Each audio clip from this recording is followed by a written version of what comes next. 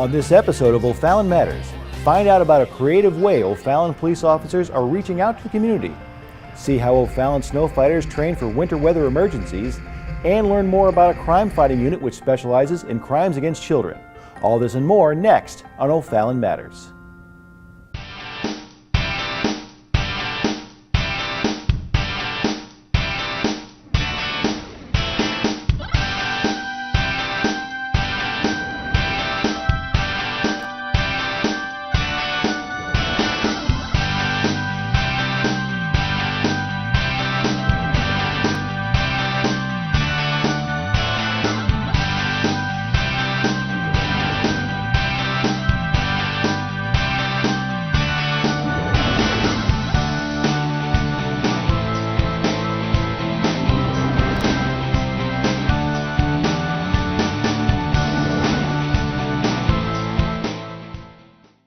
Welcome to this episode of O'Fallon Matters.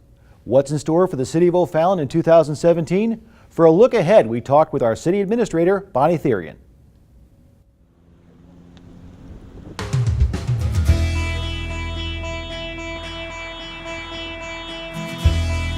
Here at the start of 2017, the City of O'Fallon is poised to grow by leaps and bounds. City Administrator Bonnie Therian is tasked with working with staff and council to prioritize a budget in planning for the coming year and beyond. I thought it was a good budget. I think we've gotten a lot of money that we desperately need for projects for the city. And I think the number one thing is the street money.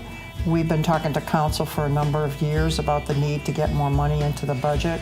And this year, they said, let's do this. We have to start making that commitment. So that is amazing, and I'm very, very happy about that. But the number of projects with stormwater, we're going to continue with the installation of those. The water and sewer projects, which, there's so many huge ones, millions of dollars worth of projects that we have to do to upgrade those plants. The pay plan just got accepted, which is great because the employees on the City Hall side hadn't seen any type of market analysis done of their positions for quite some time. So that was excellent that was approved. But the other thing you're going to see too is the start of work for O'Day Park and for Civic. So here, the city is going to look very, very different by the end of 2017, even because of the addition or renovation of 2 and the addition of the police station. In addition to that, we also will have the Main Street Water main project completed in 2017. So hopefully people will not see any more water main breaks. So that's going to be huge too. So I think you're really going to see, and the residents will see, a big difference by the end of 2017. So, infrastructure projects will dominate the coming year with a significant focus on our streets. If we took all our streets and attached them one to the other, it would go from here to Texas. That's a heck of a lot of streets. We know that a lot of the streets that we were having done for some reason weren't lasting that long. And finally, we think we've come to the bottom of what's been going on with the type of stone that's being used. So that even has brought up a bigger urgency to get these roads done using the correct stone in order to keep our roads in the shape they need to be. The process requires an awareness of all factors which could affect the city and a commitment to make some tough choices. I don't know how the new president on the federal level and Congress, I don't know how that's going to affect us. We have a brand new governor. We have a totally different state house. There could be a lot of different laws. The third big, huge factor is the economy. If our sales tax, which is doing very, very, very well, starts going downward, that's going to have a huge effect. So we're going to try to look at doing more long-range planning so that council realizes when you make this decision, think of the impact it could have 3 years, 4 years down the road. And budget-wise, I think council realizes that they have not raised the tax rate in this city for years and years and years. If anything, they went down. And I think we are the lowest one, is we may have to look at a very slight increase if we want to keep doing all the programs we have. We're a huge city. And at some point, if you're going to keep everything going and keep everything up, we're going to have make sure everybody adds a little bit more in to pay for that. It's like your house. You know, you got to set the money aside in order to pay for improvements to your home or your car or anything like that. But in 5 years, this city's going to look completely different. You're going to have I-70 done, Justice Center, the parks, all these projects will be completely done. So it's going to look very much different than what people see now. It was with a heavy heart that our police department medically retired one of our top cops. Now let's take a look back at K-9 Era's incredible career. While serving as a proud member of the O'Fallon Police Department, K-9 Eris could be a bad guy's worst nightmare. Trained in criminal apprehension, narcotics detection, and tracking, Eris selflessly served his community with distinction and honor. But for Officer Tom Thompson, this German Shepherd was his work partner and his best friend. And it's with a heavy heart that our police department had to announce the medical retirement of K-9 Eris. Like his Greek namesake, Eris was a fearless officer, always willing to do whatever it took to serve O'Fallon faithfully. Eris and Tom were partnered up in 2010, and even back then, members of the K-9 unit knew Eris was going to be an incredible cop. From the moment we went and looked at Eris and got him, we were told that this dog is special. And I've known that since the day that we got him, and I knew that Officer Thompson was the perfect match, and K-9 Eris has done above and beyond everything that we wanted. I remember one of the first successful tracks we ever did. We tracked an assault suspect who had choked somebody unconscious at a bar, and it was about a 45-minute delay. They had to call me in. I get there, and we did a pretty long track out in Lake St. Louis, and we ended up finding the guy under a porch. And that was one of the first, and I say successful track, where it's like a real track, a real bad guy, it's live. And that was one of the first ones, the first year I had him, where we really got in there, and it really just kind of really got in my blood, where it's like, this is awesome. After that case, more successes followed for Officers Thompson and Eris. Throughout their storied careers, they were involved in several major narcotics and evidence finds, and Eris was used to resolve dozens of criminal apprehensions. K-9 Eris assisted the regional SWAT team and sniffed out nearly $50,000 in money trafficking evidence. And Eris definitely left an impression on his fellow officers, as the same descriptions seem to keep coming up when you ask them to describe this incredible K-9. Eris is, he's kind of a bull in a china shop, is a great way to explain his personality. Eris is a bull in a china cabinet. In one word, if I could just describe him to sum everything up, he is a powerhouse. He's an absolute powerhouse. There's no other way to describe it. He's also loyal and dedicated, and he is overwhelmingly loving. He's always willing to work. He works a lot. He works extremely hard. Every time Tom needs him, he's come through for him. He is, incredibly strong, but at the same time, he has a phenomenal nose, and he's incredibly smart.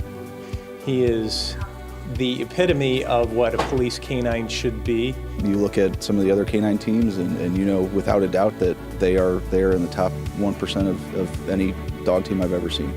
As soon as he needs to turn on his work dog, he turns it on, and he's just really friendly, and I'm gonna miss him a lot. When Eris wasn't busy catching bad guys, he was also a phenomenal public relations tool for our police department. One of his favorite parts of the job was performing demonstrations of his skills for elementary school children and families at events. He was a familiar sight at the annual Police Open House or the National Night Out, and participants in the Citizens Police Academy could get up close and personal with this exceptional dog. Eris seemed to love being the center of attention, and nowhere was that more evident than when he was performing with his best friend, Officer Thompson, at the United States Police Canine Association Patrol Dog Trials. Eris earned top dog in his certifications in just his second year as a police dog, and he was recognized as the 18th best dog in the nation in 2015. In every regard, Eris proved to be an exceptional officer, and Officer Thompson can proudly look back on a career filled with exceptional service with K-9 Eris. That was a big pressure for me at first, because I'm like, I really want to live up to what our dogs have done in the past. And as far as my personal goals, what I thought would be or where I thought would end up, we've surpassed that, and it's been an honor to bring home trophies that we could put out in the trophy case at work, or to make the big find or get a big catch. But some of the things that mean the most to us, as opposed to these big trophies, you'll see these like the catch of the year or the catch of the quarter. I mean, to us as handlers, that means more than any of the trophies, because that's actually us putting into action what we train to do. It's heartbreaking anytime an officer has to retire before they're ready. And for Canine Eris, not getting to suit up each day and go to work is especially difficult. And for the first time since 2010, Officer Thompson is hitting the streets of O'Fallon without his best friend. It's hard to put into words just how intense the partnership is between canine handlers and their dogs. You know, it's hard to explain. For people who have never done it, it's really hard to put into words how much trust that we have in these dogs, because our lives are on the line with them every single time they're out of the car. As you grow with these dogs and you spend so much time together, you really come to love them. And as much as they are just an asset at work, they become a family friend and a family pet, and someone that you lean on whenever you need to, and somebody that also leans on you whenever they need to. It would be similar to the love of your life. Someone your children, your wife, your husband, your significant other. It's that close relationship, that bond, that you put your whole heart and your faith that this canine will not only protect you, but he'll put his life in harm's way for you. Today, Eris is guarding a slightly smaller portion of the O'Fallon community as he watches over the Thompson family during his retirement. But in typical Eris fashion, he couldn't retire before solving just one more felony case. It was just like Eris to go out in a way that Eris would go out, in that just a few days before, he went and made a felony arrest of an armed suspect in some woods on a case that we were working. And he's going out like any good cop wants to go out, walking on his feet and with a felony arrest on the books. Eris was a tremendous ambassador for our police department, and he set the bar pretty high for the rest of the canines in the area. And he's made his partner extremely proud. Up to this point, it's been the best assignment I've had as a police officer, and I've met great guys from all over. And besides not working Eris on the street, I think that's one of the things I'm going to miss the most, is the camaraderie of the other handlers. By any measure, Eris was an incredible servant to the O'Fallon community, and he's left a lasting impression on the rest of the O'Fallon Police Department. Thank you, Canine Eris, for your years of amazing service. Those two are the oldest members of our team, and they hold that spot. They're like the grandpa that you always go to for the wisdom. If I tear up, I'm sorry. I've known them for a while, and Eris is he is our oldest, and he hits home. He's been at my house with my boys on several occasions. They love him. We all love him. He seemed to have his own personality. He seemed to know, sometimes better than the chief of police, what policing was all about. And he was damn good at it.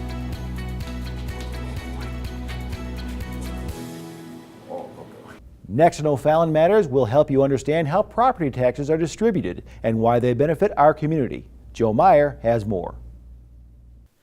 At the end of each year, homeowners are expected to pay property tax. By paying property tax, residents are contributing to the livelihood of our community. Today on O'Fallon Matters, we met up with City of O'Fallon Finance Director Vicki Boschert to learn a thing or two about property taxes. Property taxes are split between many public entities. It's split between the state of Missouri. There's a lot of St. Charles County functions such as alarm and dispatch, the library district. You have your school district in there, your fire department, and the City of O'Fallon. Property tax benefits the City of O'Fallon, and it also keeps other public services running. Property taxes fund a lot of crucial things within the community. One of the most important is probably being your child's education and emergency management services such as your fire department, your police department, your ambulance district. It also funds the infrastructure of the city. So our new Justice Center that we're currently constructing, that was funded. It's something desperately needed for our police officers. And we have some new structures that are gonna start being constructed next year, which will be our O'Day Park will start being developed. We'll have a new recreation center and an expansion to our Alligators Creek. And that's our current infrastructure projects. You may be wondering how property taxes are calculated.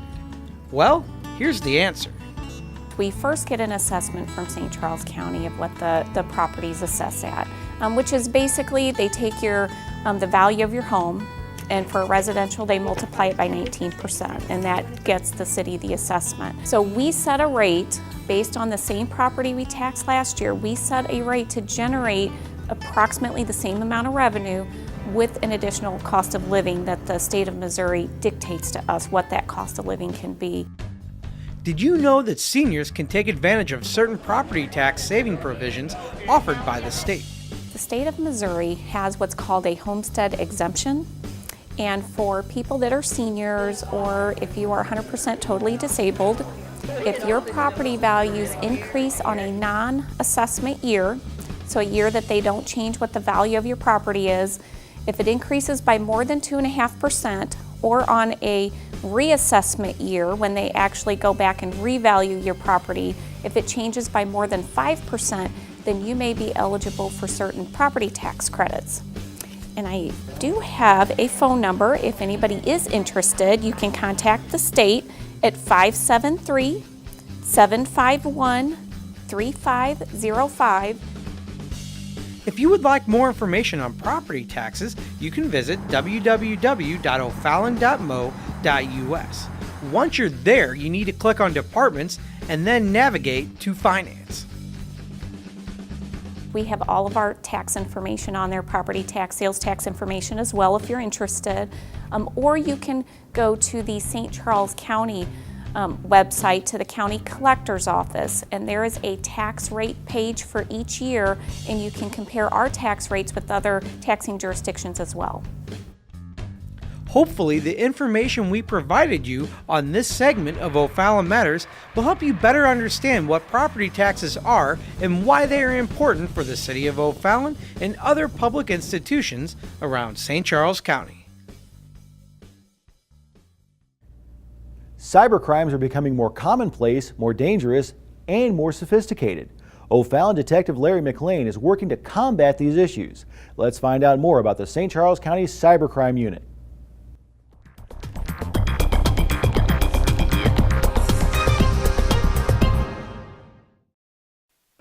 The St. Charles County Cybercrime Task Force, headquartered in the St. Charles County Police Department, is a multi-jurisdictional task force made up of investigators, computer forensic examiners who are dedicated full-time to investigating cyber crimes, especially child exploitation or internet crimes against children. The detectives who serve in this unit are cross-sworn as part of the FBI's Child Exploitation Task Force and part of U.S. Secret Service Electronics Crimes Task Force. We have investigators from O'Fallon and St. Charles and St. Peters and Lincoln County and Franklin County and Wentzville who are dedicated full-time to investigating cyber crimes, especially those crimes against children in the Eastern District of Missouri, but most of our time is spent right here in our local area. Our investigators full-time that are fielding calls, answering questions for other detectives and people out there on the road, and responding to crimes both in a reactive way, obviously, as I just explained, but a proactive way as well. We run several operations up here specifically designed to protect children online. The other side of the house are investigators like myself who do digital computer forensics. We're the geeks with guns. We're the propeller heads, they call us. So we're looking at whether it's a cell phone or an SD card or a hard drive, and we're trying to figure out how to preserve it in a sound manner and what can it tell us about a crime that has occurred. What can it tell us maybe about how that crime occurred or who committed the crime? And especially, again, for those crimes against children. So the investigators are out there doing their thing, feeding us digital media that we're looking at. Of course, digital media like hard drives and computers and cell phones come in all day long for other types of crimes too, from murder to a burglary to everything in between. Detective Larry McLean loves what he does and dedicates hours of his time in helping combating cybercrime. I love reading, I love research, I love school, and know every day is different. So every case, when I get a fresh case, I actually get excited because I get to crack into that case and I get to follow that digital footprint, follow that digital trail. Sometimes that's done on the device in my hand, sometimes that's on the cloud, sometimes that's through legal process, but to follow that digital trail to see where it leads and learn different techniques and skills that might help me solve a crime. Since the inception of the St. Charles County Cybercrime Task Force in 2001, many changes have taken place, including a new member who is helping to seek out crime. Part of our capabilities here at the Cybercrime Task Force is our newest detective, Bonnie. Bonnie is our newest detective. She is an electronic storage device detection dog, one of only 8 in the country right now. The only one in the Midwest, and we have her right here to service O'Fallon and St. Peter's and St. Charles and our area around here. She is trained to detect a scent inherent in the manufacture of digital devices. So we can go to a crime scene that has a digital component to it and we can search that crime scene, but you know, I could spend all day searching one and not find a micro SD card the size of my thumbnail, but Bonnie comes in and works with me and helps me. She also helps me review my reports to make sure my spelling and grammar is correct and provides a lot of therapy and joy to all her fellow partners. For more information on the St. Charles County Cybercrime Task Force, you can visit preventcybercrime.org. Residents and police officers recently gathered at a local McDonald's for a cup of hot cocoa and good conversation. Let's see how O'Fallon's police family is making stronger bonds with residents. The definition of service is the action of helping or doing work for someone. And that's exactly what the brave men and women of the O'Fallon Police Department do day in and day out. In fact, O'Fallon is consistently rated as one of the safest cities in America. And recently, a group of dedicated officers gathered together with residents for Cocoa with a Cop. Yes, it's been a good turnout today. This is our second Cocoa with a Cop. It's probably busier than it was last year, and last year we had 70-degree weather. Cocoa with a Cop was a joint partnership between O'Fallon's Police Department and Christian Foods, a local McDonald's franchise. And the morning was filled with laughter, conversation, and plenty of activities courtesy of our officers. Today we have our mobile command post, which is behind me. We have a couple of our motor officers and their motorcycles. We have a K9 unit. K9 Odin is here with his handler, Officer Frikovic. And then we have Officer Kloss, who's inside taking pictures with children. So we have a portable printer that we have, and it gives us the ability to send pictures home with the children. We're also giving away candy canes, and we have coffee cups that we're giving out to adults. Events like this help enhance partnerships, communication, education, and crime prevention throughout the community. And it meets the department goal of strengthening relationships between our officers and citizens. They're such a big part of our community, and I want to show them that we support them. I want to show my daughter that they're nice people, and we count on them, we trust them, we love them, and we appreciate what they do. I think sometimes with the police you think about, oh, they're going to write you a ticket or this or that. It's nice just to build those relationships and remember that they're people and they're protecting and serving us and putting their lives on the line for us. I think events like this help humanize the badge. I also think it helps people realize that we really are no different than them. We all have bills, we all have spouses, we all have children. We have the same stressors that they do, with the addition of taking upon people's lives when they're going through something that is usually negative. It's good to know that O'Fallon's police officers are reaching out to the community. And don't forget to participate in the many community events that take place throughout the year. Just want to make sure that the community knows to follow us on Facebook and Twitter.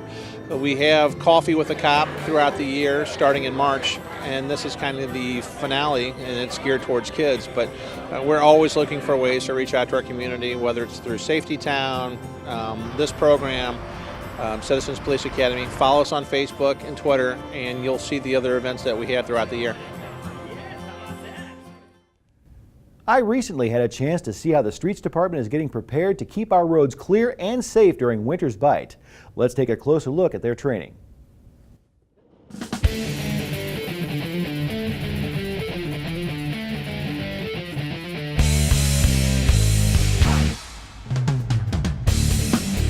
With winter weather comes challenging driving conditions.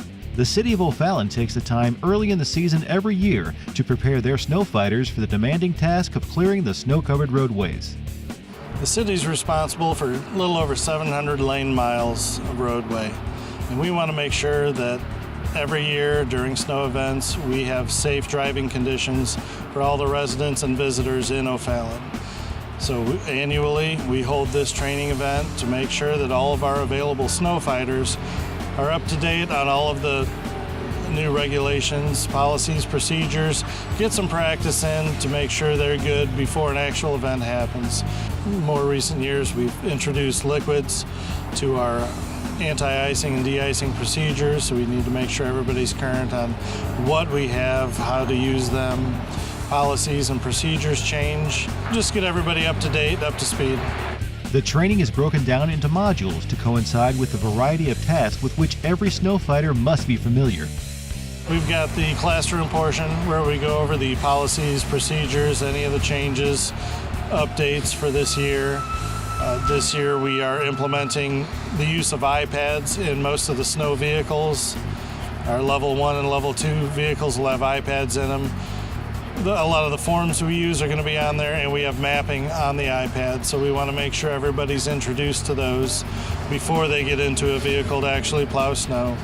We've got the obstacle courses set up at Car Shield Field so snow fighters can run through plowing a cul-de-sac. We also have stations set up to troubleshoot any problems with your plow or spreader, and a station to run over a pre-trip so everybody knows what to look for when they approach a vehicle and when they're done with a vehicle. And then at the streets division in the parking lot, we've got our liquids, the salt brine and calcium chloride, the geo melt that we use. Make sure everybody knows how to operate that system to fill their pre-wet tanks. And we've got a loading station where everybody can get in a backhoe, actually load salt into a spreader. And it's not just Streets Division employees taking on this job. Employees from every department are involved and must be trained. Snow events, these are city events. Streets happens to head up the process and all the procedures, but it's a city event and we need help from all different departments and divisions. So we utilize a lot of different people that don't normally get into trucks, big trucks on a daily basis like we do, so we need to make sure that we've got them introduced and comfortable with the vehicle they're going to be plowing with before they get out there and actually do it. We want to make sure that all of our employees stay safe while we're out there, get them all the updated information so that we can provide the best possible customer service out there for the motorists. The most current snow policy can be found on the city's website. Also, any concerns or questions can be directed to the City Streets Division or the Citizens First Center. Thanks for joining us for today's show. If you have a good story idea, let us know. You can email us at OFallonTV at OFallon.mo.us. Please remember, give back to your community because O'Fallon matters to all of us.